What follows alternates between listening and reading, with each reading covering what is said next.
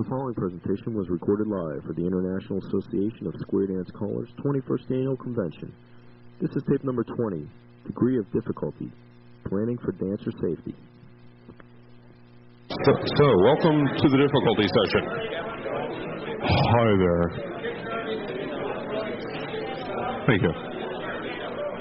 Good morning. Aloha! Right? Right. This is the wrong part of the country for that. Hi, I'm John Sybalsky. This is the session on controlling difficulty, making dancers successful. Two gentlemen who are working with me are Kip Garvey and Mike Jacobs. Both have been around for a long time and understand even more than I do. A long time in some cases. Is this the echo section over here? Oh boy. The way we're going to organize this morning's session, assuming we don't run over until 3 this afternoon fighting, we're going to start out by having each of the three of us give a perspective on difficulty. We'll start with Kip. We'll talk about how to judge what a floor is capable of. We'll springboard from that to... I got this backwards, didn't I? We got to stop doing this at breakfast. We'll start with Mike, talking about an overview. He will give an overview of the situation. Good. Kip will talk about how to judge what a floor is capable of. I will come in with some theory about how to figure out what's going to be hard as you plan your program. And then we will get a square of volunteers up and show you how some of this works and how to deal with it. Mike? Thank you, John. Yeah. There are two overviews I'd like to make here before we get down to the nitty-gritty of the situation.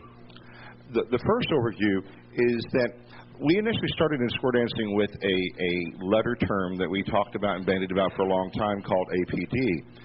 APD was supposed to be all position dancing. Unfortunately, in practice, it started to become any position dancing. The philosophy that should have been behind it was average position dancing, but perhaps the philosophy that would have best done stuff to reach out and teach people would have been accessible position dancing.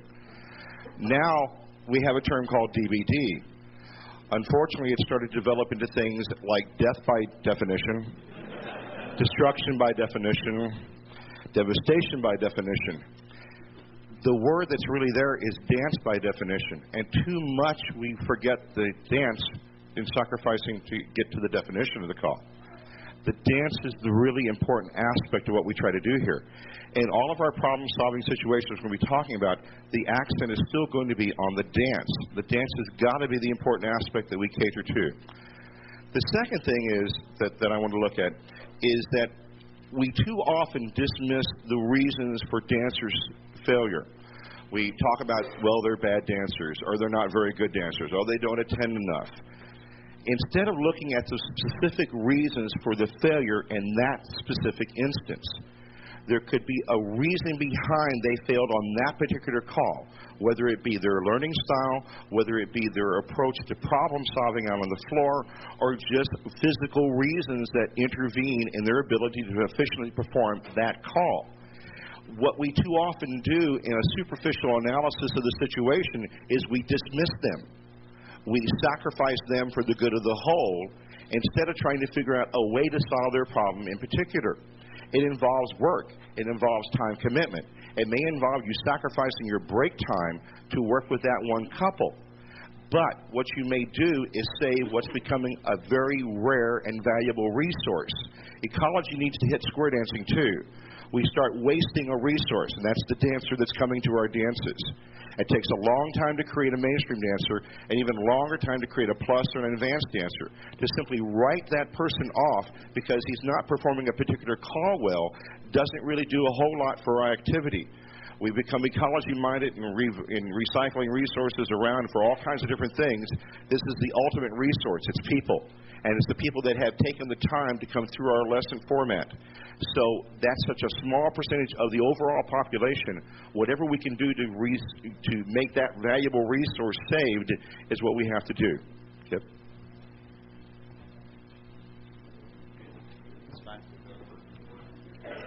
Yeah, someone said this is the continuing saga of Kip Garvey as the stomach turns. Regarding judgment, and especially from the teaching aspect, because callers are teaching all the time. Even when you're not teaching, you're teaching. In the eyes of the dancers put themselves into your hands. They assume that you're very capable, and they respect the position that you have as a caller until you lose that respect. And it happens very often because of a misunderstanding on your part. We as callers, I think, need to, number one, assess the capabilities of the dancers and make sure that your calling is within their limitations. That's so paramount, getting up to calling. We have terrific egos, and there's just no question about it. I don't think you'll never find a caller without a huge ego. And it's very difficult to be on the stage with a microphone in your hand, call something that you did not expect to happen, have the dancers say something to you, not in a nasty way, but laugh or cajole or ho, ho, ho, ho, ho, and then you react like you're being challenged. Well, you can do this, and I'm going to show you how. You just lost them. You've lost them at that point. You've destroyed the faith that the dancer has put into you. And to me, that's an exercise of poor judgment.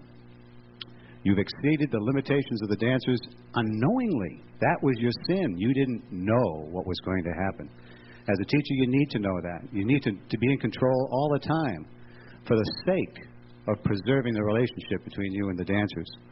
Now, there are so many things.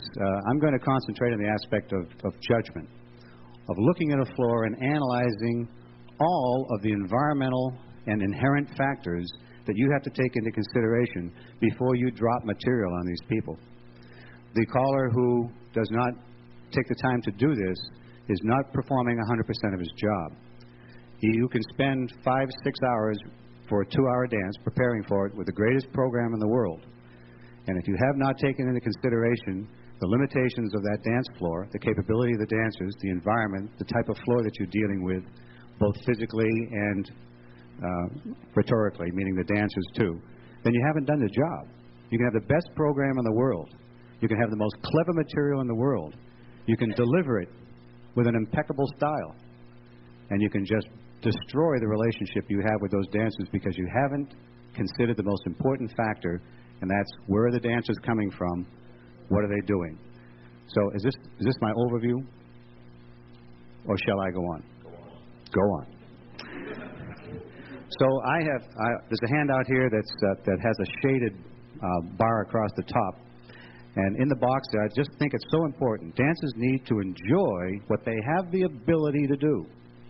And so oftentimes, for the sake of trying to do something different or something clever or something that amuses our own interests, we exceed the ability of the dancers. We go beyond them. Oh, we have a tendency to want to take them across the red line, the red zone, just to see if we can do it. That's the challenge that we get as callers. And believe me, you're playing with fire. If you don't know exactly what you're doing or how you're doing it, or you're not familiar with the floor and the people and why they're there, you could just do a poor job. And in line with the theme of reach out and teach someone, we just can't afford to do that anymore. I agree wholeheartedly with Mike. Our resources are rapidly drying up. People are not tolerating the mistakes that many callers have made in the past, and they're finding other recreations where they don't have to concern themselves with it. And we just can't afford to lose any more dancers. We need to reach out to these people and let them know that if they put their faith in us, we're going to give them the best time that we possibly can. We need to concentrate on the attitude of the dancers and the perspective that they have when they come to a dance.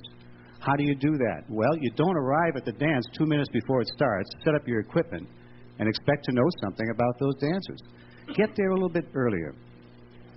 Get there with a little jar of hard candies. And you walk around to those dancers and you meet them and introduce yourself. Not as the caller. I'm not Kip Garvey, the caller. Hi, I'm Kip. Did you folks drive a long way tonight to come to the dance? Really? Oh, you came with a group. Fine. you need to know why those people are there, not just to dance, but why are they there? They're there to relax. Did they come there because they expect you to be calling difficult material? Did they come there because they like singing calls? Did they come there because there was nothing on the TV? Why are they there? They have perspective, and a lot of that perspective is shaped by their prior dancing. So during the first tip, number one, you need to try to call every call in the dance program, if it's possible. Try to call every call that is self-contained in the dance program. If you're calling a plus program, you need to call all of the mainstream calls too, guys, and find out if these people are, in certain parts of our country anyway, if they have rushed through the mainstream and dancing plus, and yet they do not have a strong mainstream background. You need to know this. Then, once you've examined every single call in the program, from standard, normal arrangements, normal setups, just call the calls, and you find out where the weaknesses are program-wise. That's what I'm searching for. What's their program weakness? Do they not know the mainstream calls? Have they just learned the plus calls? I need to know that. I need to ascertain that halfway through the first tip. That's my timing element. The remainder of that tip, I'm going to test their ability as far as their knowledge of their dancing goes. I'll try half-sashayed recycles, if I can get them that far. I'll try facing couples spin the top. I may not try that twice.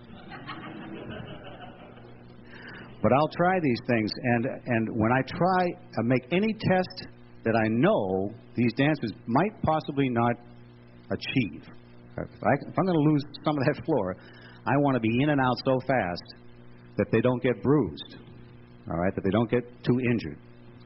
And I'll never go back and workshop something in the first tip. I'm just testing. I need to know what these people know.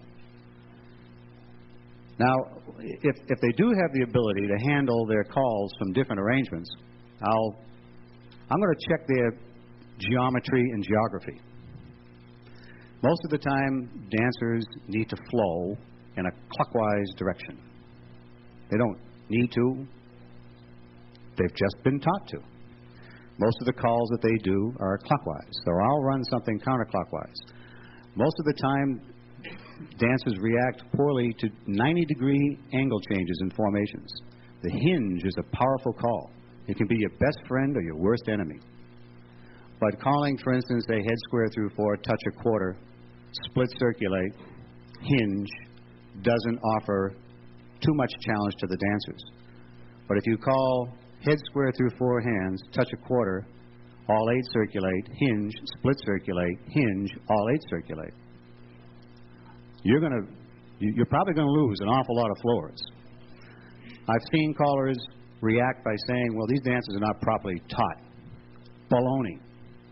It's not your job to ascertain the teaching ability of their caller. That's not what you're there to do. They put their faith in you for the evening to give them a good time. And if you want to make a political statement about what a wonderful teacher you are and what a poor teacher that other guy is, you've just exceeded the threshold. You're not performing as a professional. I'll also test their ability to remember things, because that is the other important aspect. Can they remember that their heads and sides? You get a little two-faced line and have them circulate and say heads, partner, trade, that type of thing. Do they remember that their heads are sides? However, I'll always use a figure that they cannot fail at, even if they don't know. If they do not know if their heads are sides, and I say heads, partner, trade, and half my floor is standing there trying to figure out who's the heads and who's the sides, then I'll throw in a quick bend the line. I throw flow out the window. Hope nobody hears his name, flow. I'll toss choreographic flow out the window for the sake of rescuing my floor at that point, all right? Because I've learned what I needed to know. Some floors that we entertain, they don't want to worry about that stuff. They just want to move. I called a dance in, what the heck was that? Missouri, I think. It was in a corner of one of those southeastern states. And I got there late for the dance. I flew in and I was late arriving. And I was setting up the equipment and not paying any attention to the floor, and I started calling. And I just called, like, walk around the corner, seesaw, Alaman left and right and left grand. And as I turned around and said right and left grand, the whole floor hit me with the loudest hooping, hollering, kicking, that I stood back. I was startled. That told me that I could just about call Alaman left and right and left grand all night long, and these people would have a good time. I didn't need to go very much further. I called another dance up in South Dakota one time. I got up on the stage and called my first tip and put the microphone down, and I waited a while and waited a while, and then I get back up on the stage and I put the needle down and I tried to coax the floor back up. They were all sitting in tables in the back, and finally a fella kind of sauntered up to the stage. He says, Kip, some of these folks haven't seen each other for a couple of months, and we'll tell you when we want to dance.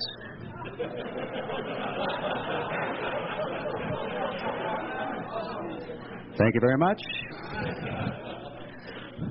But at that point, I knew everything I needed to know.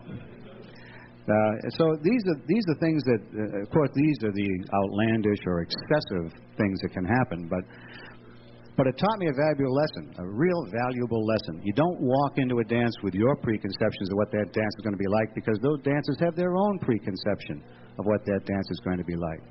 And I haven't met two floors that are identical in their ability or in what they expect to happen at the dance. They're like snowflakes. They're all different. Every single one is different. So my suggestion to you is recognize that the dancers have a red line and you have a red line.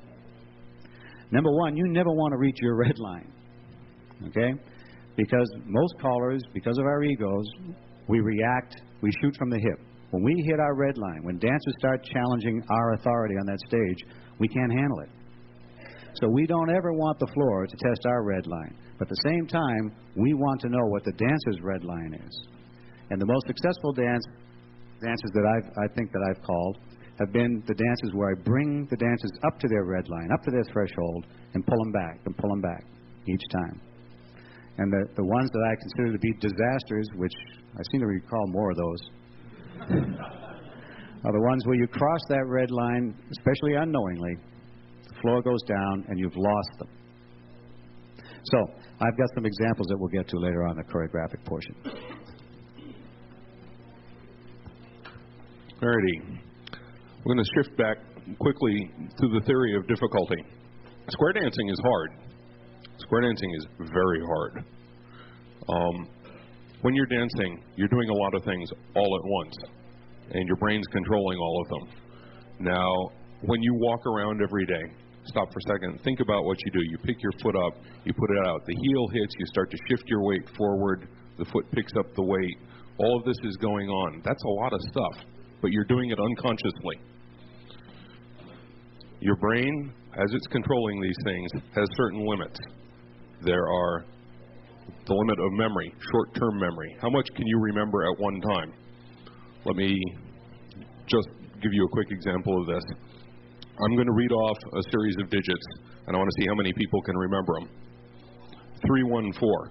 How many people think they can remember that? Good. 42697. How many people? 94633972498. Callers' egos, right?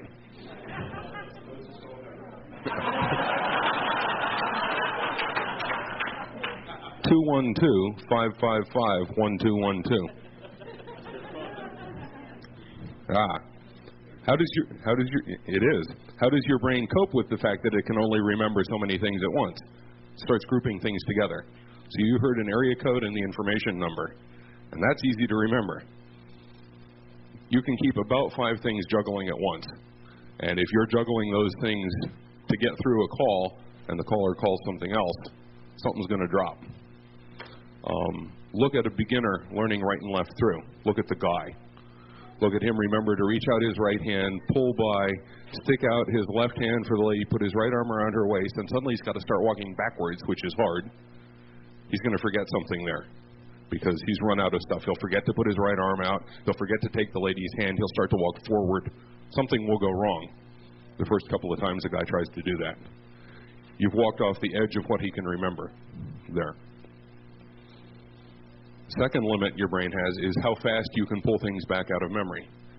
If it's a call you do every day, it's there. If it's a call you haven't done in 3 months, it's going to take a second or two to get back. And if you're calling full tilt and somebody takes a second to remember something, he's now 2 beats behind and probably a half turn, and he's gone. Third limit is how fast your brain can keep track of things and what's going on.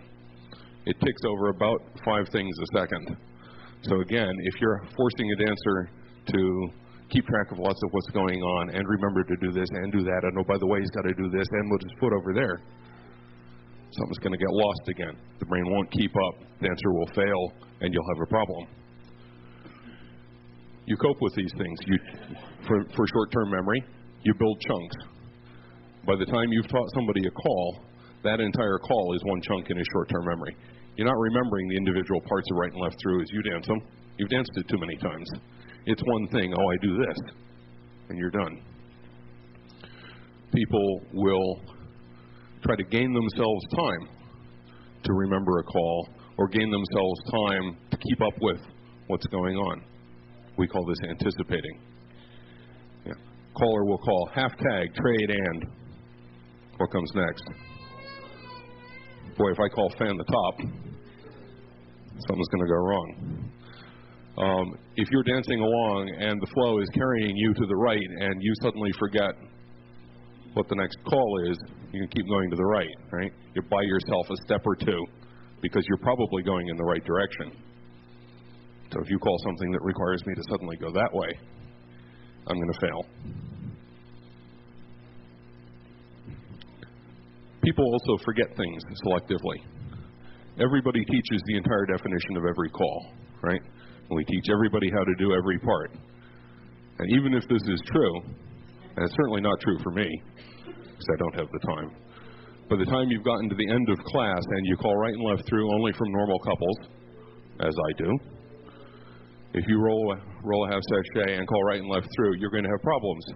Because even though, yes, they know the definition, no, they've forgotten it. People will forget as much as they can get away with. Your brain is lazy. So if you really want people to be able to do these things, you have to have constant reinforcement all the time so they can't forget.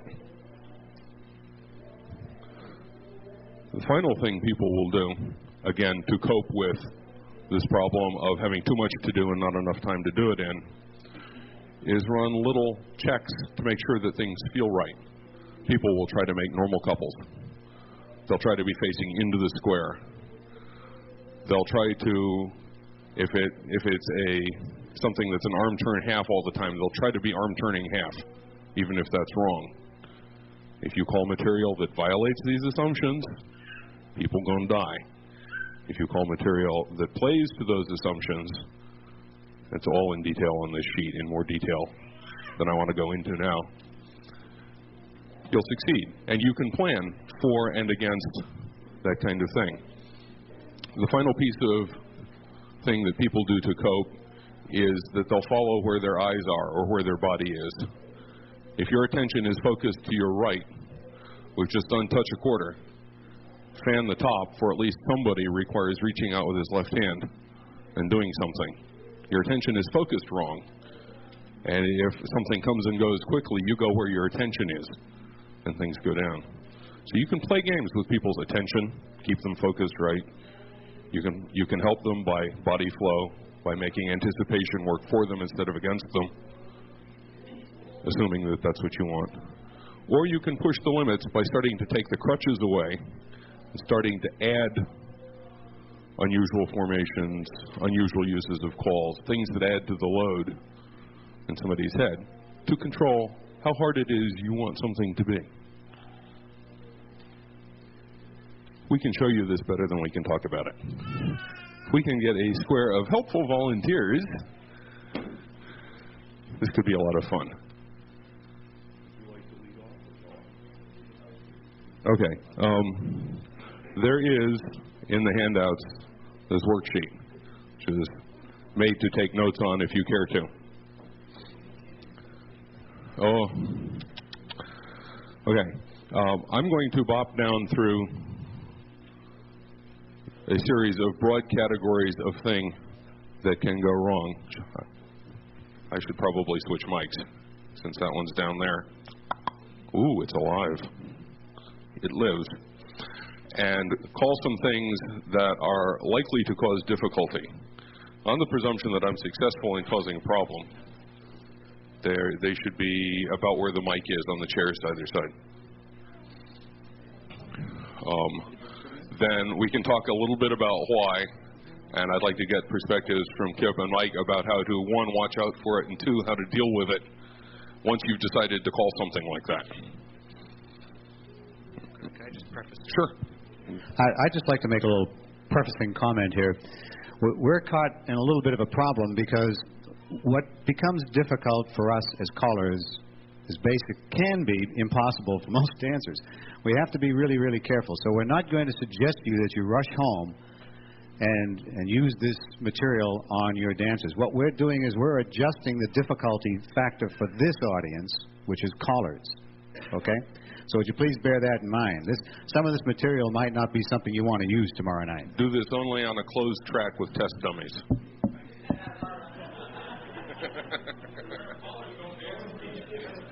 Right. That's why I'm going to call harder. This is my revenge for all the times people have humiliated me. I'm going to start out with trying some of the less common calls on the list. Let's have the head square through 4. Fan the top with the outside pair, which was a bad hand use. Good. That's better than it usually is. Everybody spin the top. Spin chain the gears. This is working much better than it normally does. Now we had one guy try to exchange there. Good. Did we forget something? No, there was no word exchange in there, so we lost the trade here as somebody failed to keep up with things. I believe that you and Rich got switched. So at least one person tried to circulate on the end. One person tried to exchange. Somebody forgot to trade. You are helping me out.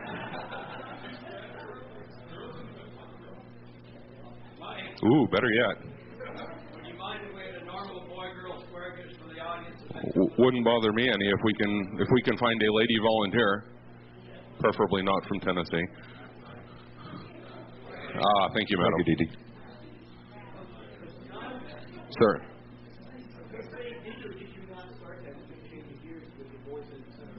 I probably did. Which brings you back to the point on John's sheet. They'll make it normal. Somebody tried to do this. And that's exactly what they did here. They made it feel right, even though you didn't want it to. Swing through. I haven't succeeded in doing anything with the less usual calls here. Okay. I'm going to skip a couple and go to unusual dancer arrangements. Spin chain the gears. They of course are primed. Good. This time Frank remembered to turn around because we got him last time. They remembered to trade, which is not the normal part, and oh good, she remembered to turn around. Except she wasn't on the first one, which means she didn't get the warm-up that the others had. That's true. Which, not making fun of Dee Dee, it just means the first time assault to any dancer, that's the kind of response you get. Yep. Okay. People did what they normally do. They did the pieces they've learned for that call. Follow your neighbor. Good. Spin chain the gears. Somebody forgot to turn around. Good, because he thought his other hand should be in. Okay, good. They did that. You see that he forgot to turn around for a second there. I bet the hand that you had in felt right. Yeah. It felt correct having that hand in, because that's normally the way you are. Now, none of that means to stay away from calling anything out of a left-hand wave. It doesn't mean to use unusual positions to start from. It means that before you make the conscious decision to call it from there, you need to know where the problem will occur, and what you can do to try to preempt that. If you understand that the problem occurs, that they're not going to turn around, then you remind the ends to turn around by the use of cluing. You're not cueing every part of the call. That just simply becomes confusion. But you are highlighting the areas where the difficulty may occur. You may want to remind that the three-quarter turn will occur. You may want to remind what the final hand of the cast-off is. But what you do is that instead of subjecting them to this barrage of cues, you choose to clue the hard parts where they will then pick up information at the point in time where they need it, not suddenly have to digest that and the call at the same time. Just for instance, hinge for me, would you please? And now, which would you rather do here on your spin chain the gears? Ready? Let's do a spin chain the gears. Swing by the left halfway, boy right three-quarter. Let's have those very set of boys trade. Meet the other guy. Come on, let's make those stars. Girls, did you turn around? Come on, center girls trade. Cast the other girl right three-quarters. Make sure he has his left hand. I mean, that's too wordy. Those dancers are not listening to any of that. They're not hearing any of that. So Mike's point is well taken.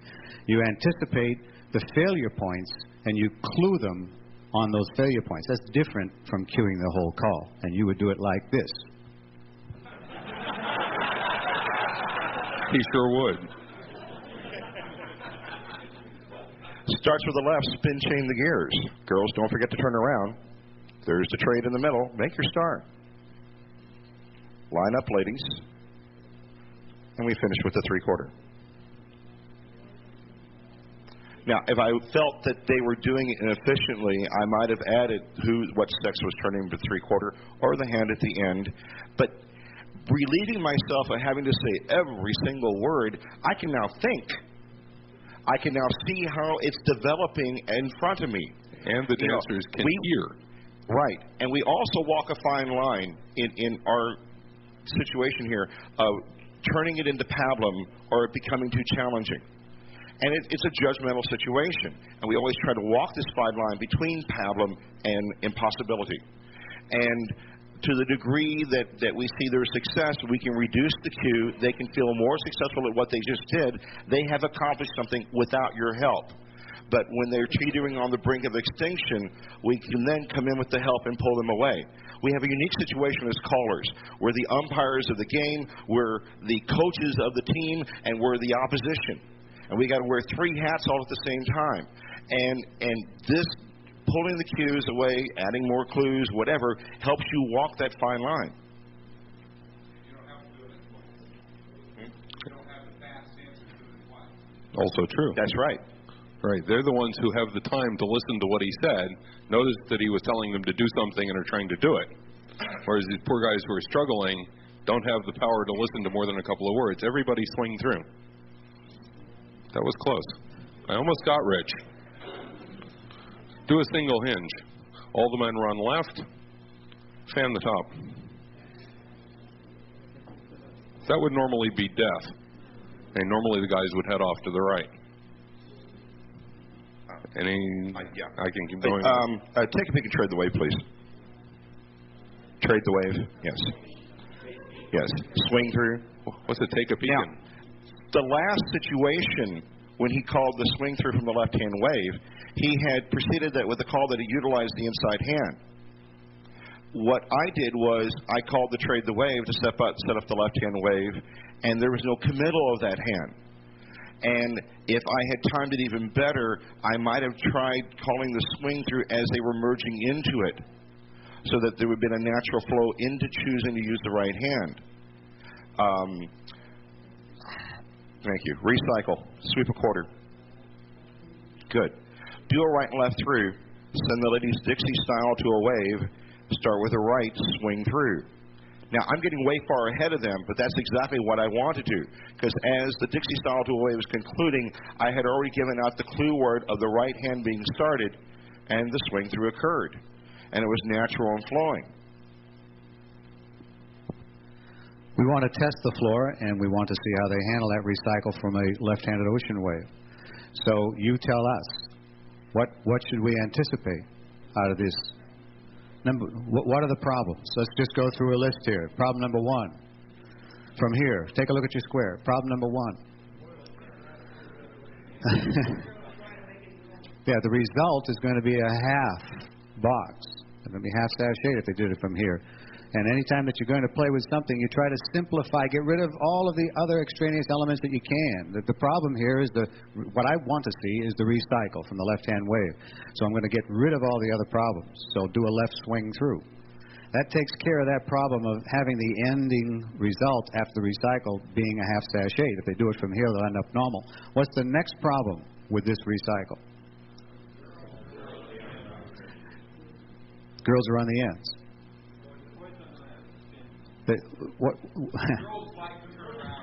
The girls like to turn around on a recycle. That's a fact. And what about a third problem?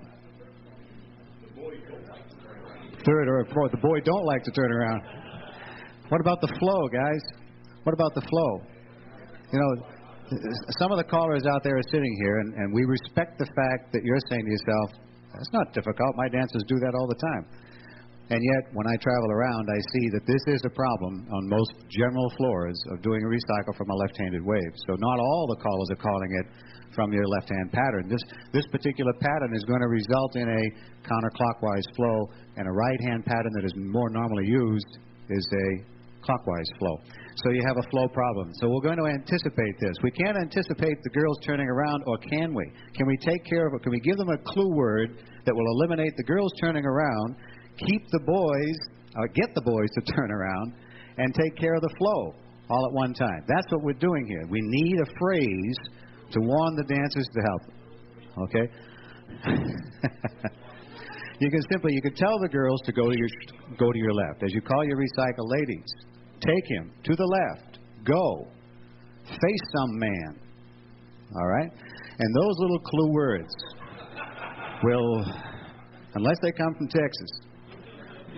Now, those are the types of things that we mean, picking up the clue words. But now, you notice by Kip's analysis is that he felt that the final ending position was the place they would have problems with, and not so much the start. The setup was set up so that the final ending position was normal feeling, even though that the initial start was an abnormal feeling. And so he felt that the crucial place of the call was the finish of the call, not the start of the call. It can be just the opposite, that the initial starting action is what you feel is where the difficulty is going to be. Where they land is going to feel very normal. And so it would mean that you would change the setup. No. Thanks, Eeps. Slide through, please. Right, probably. Touch a quarter. Triple scoot.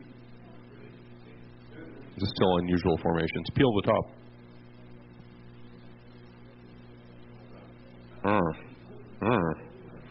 We don't like that, did we? Actually, I was very impressed. They did accomplish the peel-off action. What was the problem then developing later on is that I feel very satisfied with the peel-off. I don't want to do any more. And he finally, as he wandered into position because he felt guilty that spot was still open.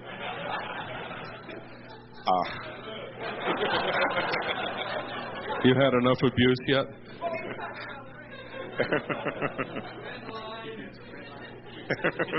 Yeah. So he hit the red line. What happens is that was great because the squares stayed together and that person did find the spot. And as a caller operating from the floor, all of my judgment would have told me at that point in time is I simply allow the extra beat or two that isn't necessary supposedly for the call from the timing sheet, but is necessary for that square's survival. I didn't help him move up. He got there in his own power. But you got to realize that that's going to be part of the problem in approaching the call. Not so much the setup, but the process for this particular square. I would have thought the setup also would have been a problem as well, because it doesn't duplicate the action of the normal peel of the hop action. And so there was two situations there where they're fraught with possibilities. It was the second one that was the problem here. So knowing that those are the two problem areas, that you're prepared for the start of the call being the problem and being prepared for the finish of the call being the problem, then you're prepared to cue in either event if necessary. but it only comes by watching what the floor is doing, but being prepared for their problems ahead of time. Recycle. Fan the top. Probably would have. Spin chain the gears, turn the star a quarter. Skip the final cast off 3/4.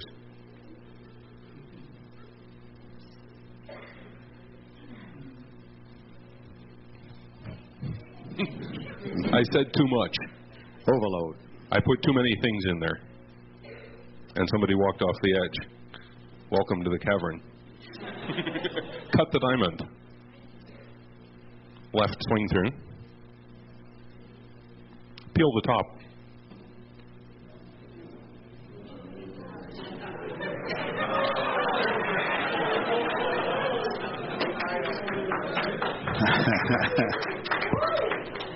Now, part of what occurred was not only, yes, it was an unusual formation, but they were misdirected. They have spent most of their time working wave-oriented calls, and suddenly he reverted to a box that not only was just a misdirection there, but square dancers tend to take up the same physical amount of space on the floor, whether they're in columns or waves or lines. Now, when we've done things like the head square through 4 and touch a quarter, their waves tend to be abnormally close.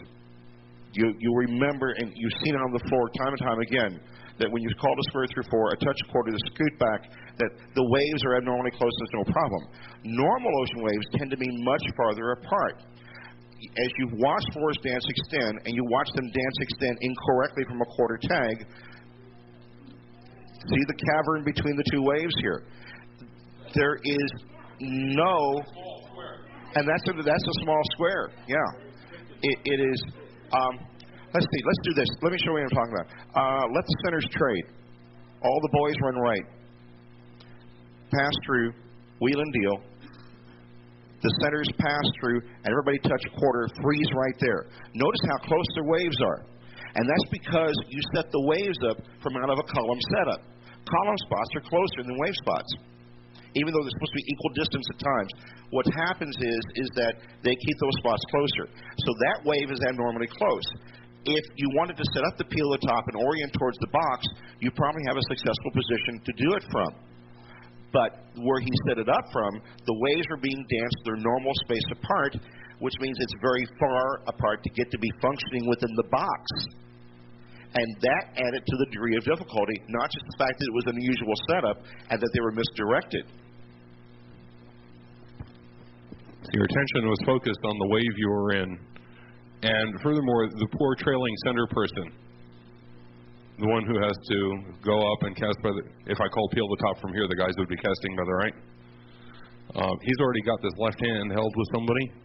He's going to go for that left hand because he doesn't know what I just called. You can do that from here. Oops, panic, grab something. And he's headed off in the wrong direction. I disagree on that. I disagree a little bit on that because these dancers are being very good about establishing the waves. But you know from watching dancers square through 4, touch a quarter, that the wave is the last thing in their mind at that point. It's the box you just created. Coincidentally, there are waves there. In fact, I think what would be difficult at this point in time would be to have called the touch a quarter and then a fan the top, because they're misdirected. If anything, this setup, because of the touch a quarter before, may be a little bit more successful for the peel the top. It would have been far more successful if it had been a left-hand setup. Now, I see another problem from this particular setup, and that's the fact that the end result here, what are you going to do here? Peel the top? All right. You take a look at those two center ladies. They have to somehow do a traffic pattern that they can't even see. They're faced away from it. And so there's a high probability that if an error occurs, that it's going to be the center. I'm not picking on these two ladies particularly, not these ladies, but that position, that center facing out position, is going to be the one that makes the error. Because by the time that those girls turn around, let's watch the action slowly, please. By the time those girls get involved in the action, go ahead, do you peel the top? See, they're looking at something that they can't recognize. There's nothing happening. You got bodies walking around, and they haven't established in their mind their ending position. And that's the point that I want to make, is that any time that a dancer can't see or imagine their ending position, that's a very difficult maneuver for the dancer.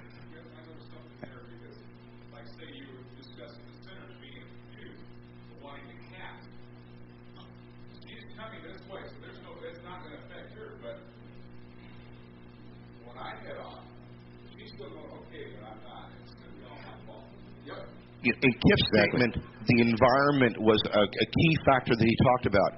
And the environment is where those people are physically, how big they are, how much room they take up on the floor, how big they've made their squares, how small they made their square. With the peel the top action, because of the closeness of the waves, suddenly there was no real room to function in the center. And particularly if you have dancers that have not been used to doing calls that cause the setup to expand into tidal, that means that they've got to grow way outwards, you've got problems. Closer. Each box of 4 peel off. When we do a setup like this, what we've done is we've taken a box setup and changed it into a line. But when we do it out of a wave setup, it changes it into a tidal setup. And since the setup that originally started in was only 4 people wide, it's expanded to something that's 8 position wide. And there's no room to grow in the center. It can only grow outboard. Yet dancers will not try to grow that way. They'll try to grow both directions. There's no room in the middle to grow, which is where the crash and burn then comes in. People get forced past each other into the other half of the square. Also the point, if you have little dancers, now I mean young, I mean short, everybody got the dancers. Short dancers. They don't know where that is, they don't see. So somebody who is short and is stuck in the middle. Somebody who dancers is short in stature and stuck in the middle of the square have no. Right. Can't see what's going on. Do a wheel and deal. Pass through. This is obscure call use. Do a wheel and deal. And the ladies zoom. All right, what I said. Okay. This is one of my favorite subjects. Now, if you try this on a real floor, I will not be responsible for the lynching that ensues. This is where the caller has, in my opinion, has violated the contract he's made with the dancers. He intentionally called something that he knew they were going to fail at. Bingo. And we won't exactly show you, Mike will take the results in a minute and show you what should have happened. But my point is that this is professionally incorrect to do. No one has ever paid you to go up there and con them. And once you've done that, to take it to the next step and workshop the thing and show them what they should have done adds insult to injury. If you're just in as a guest caller calling. Now, if this is your club and you want to emphasize an aspect of Zoom, was that the call? The aspect of Zoom that they may not have explored, that's a different situation. But if they hired you in as a guest caller to call and you do this type of thing, boy, you better have some real comedy stuff to follow this up with. What they just performed was this, Zoom. That's what was performed. What John attempted to call with just this phraseology was, ladies, Zoom. They want the pass-through in the middle. Just the ladies, Zoom. Now, girls go back to the position. What Kip is talking about is that's malice aforethought. That's a situation where he was deliberately out to trash the dancers there. Okay. Because John announced the term ladies, he isolated that group of 4. And suddenly their universe became only the group of 4. Within the group of 4, all the girls are trailers. And as we know, trailers on a Zoom step ahead to the next position. What more properly might have been called, if you wish to call this, which I disagree with, is that ladies only working in the center box of 4, Zoom. I have possibly maximized their success rate there and may have added some challenge to the situation. I disagree that it's even a point to be utilized. They're probably looking at you going, that was a gimmick? Would you back up, ladies? I'll show you the appropriate way to handle this action. Girls, pass through.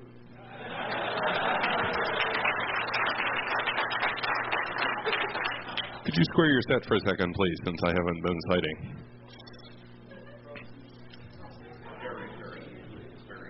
Oh, for a long time. Have the heads pass through. Trade by.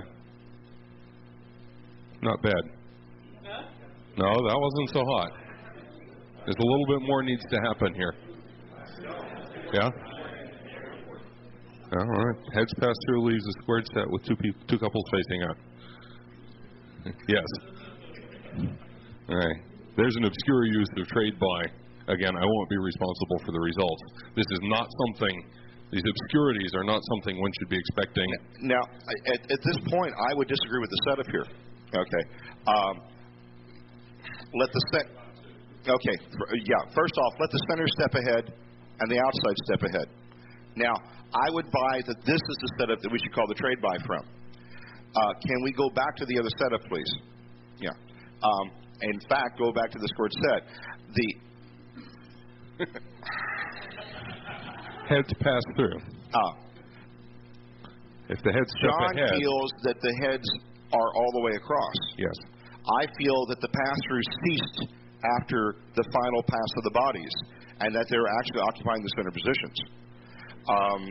There may be debate over the legitimacy one way or the other, but in either event, it's certainly an obscure usage of the trade by. Have the heads take a step ahead just to clear things out. I'll tell you, if you get material where these guys disagree, don't ever use it.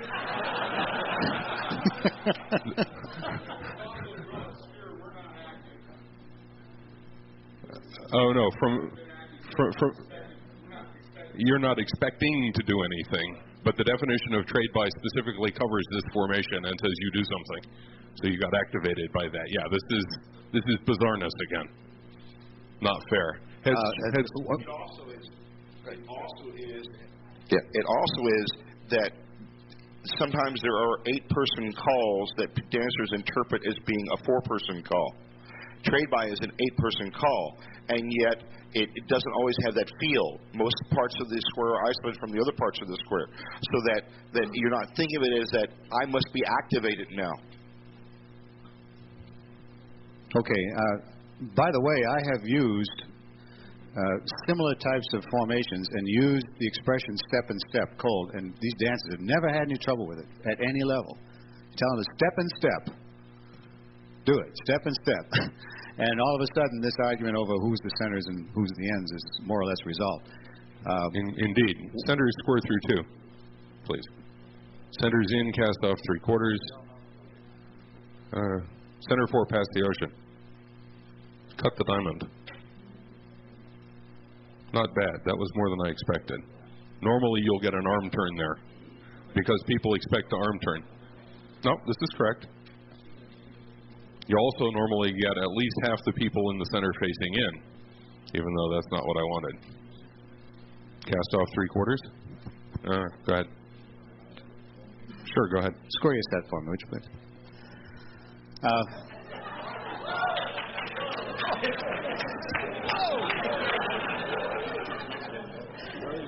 That's a good feeling too.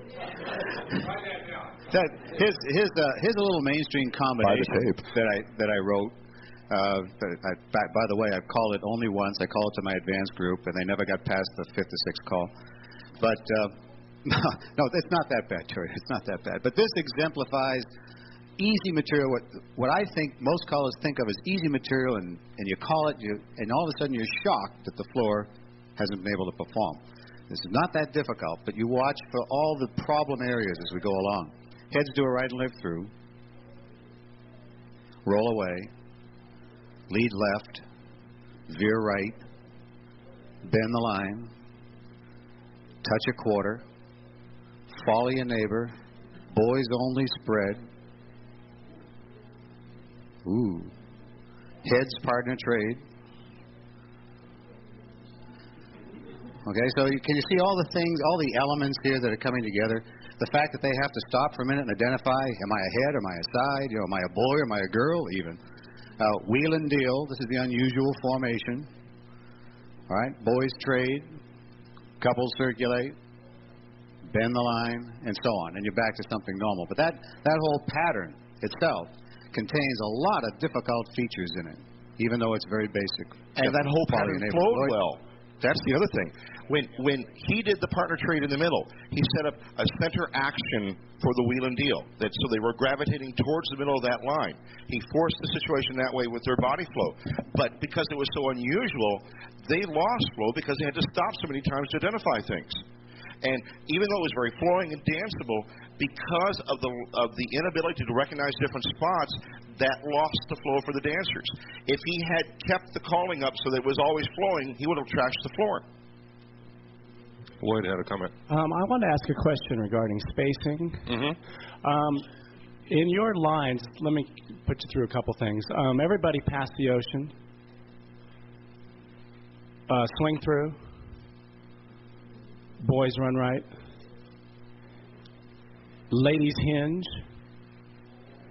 Ladies fan the top. Okay, the question is, and it happened, does that action by the girls fanning the top, does that push the boys sideways, or do the boys remain stationary? I believe so. I think Yeah,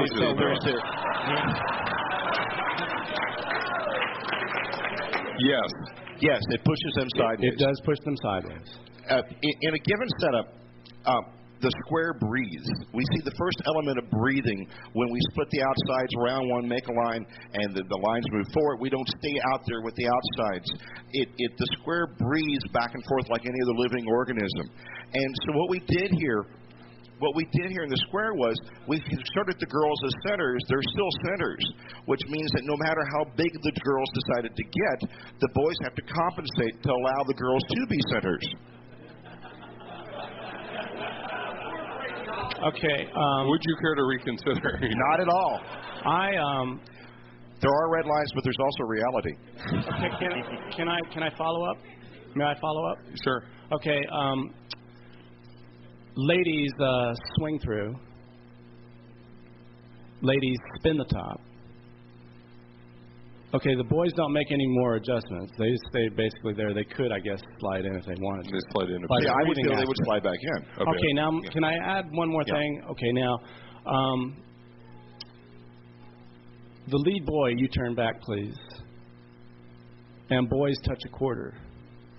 Okay, now I understand if the ladies fan the top here. I understand that would push the boys because the boys are right there holding hands. But if the boys do a trade and roll, and boys pass through. Okay, now are the boys lined up with those two center girls, or are they in diamonds with the girls holding right hands? Or yes. Are they both at the same time? Yes. The answer They're both is yes. at the same time. Yeah. Okay. This is perhaps a little more correctly a discussion we should have afterwards. All right. Yeah, but the one thing it does apply to is that when there's a wave on the floor, there's also boxes on the floor.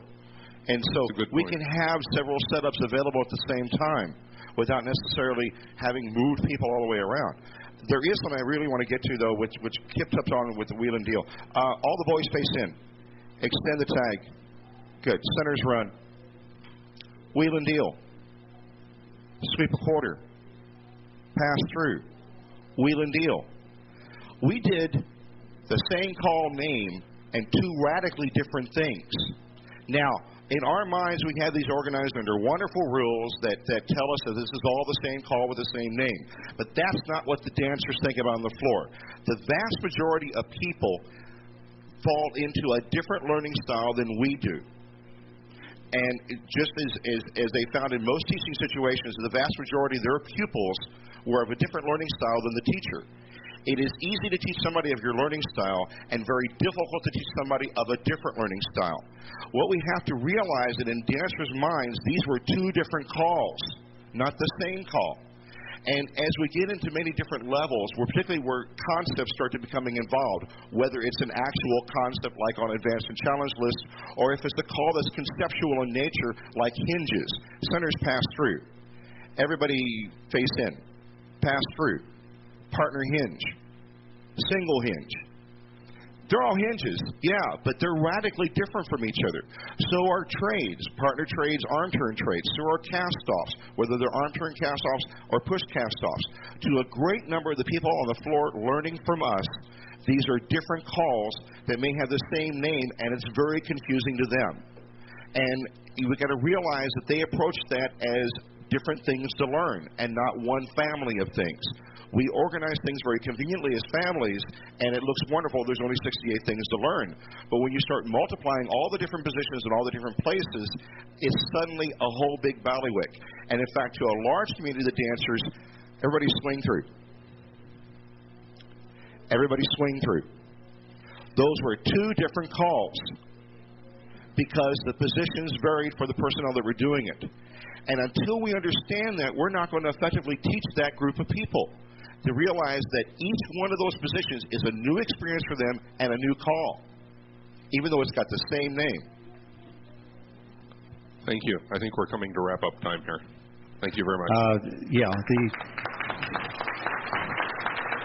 They're great. Thank you so much for allowing us to experiment with you.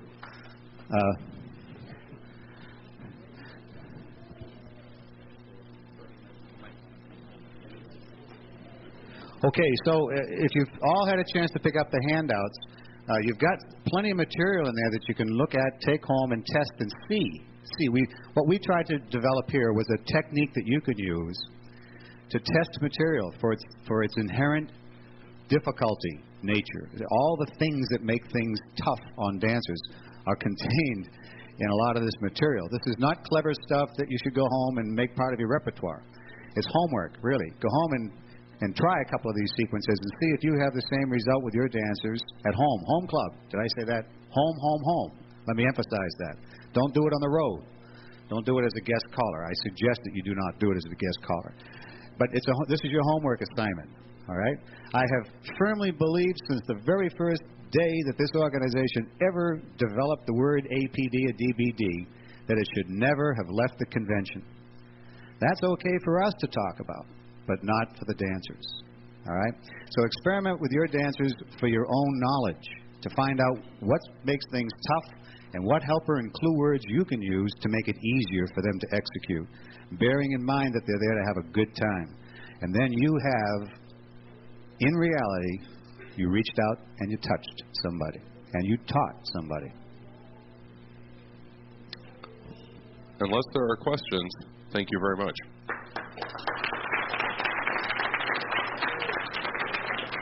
And we'll hang around.